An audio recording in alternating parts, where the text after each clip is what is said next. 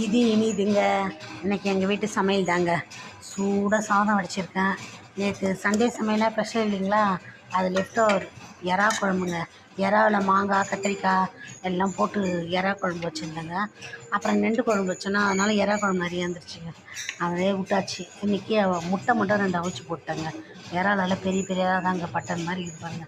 அதிலே மாங்காய் கத்திரிக்காய் போட்டு வச்சாங்க. அவ்வளோதாங்க எறா குழம்பு.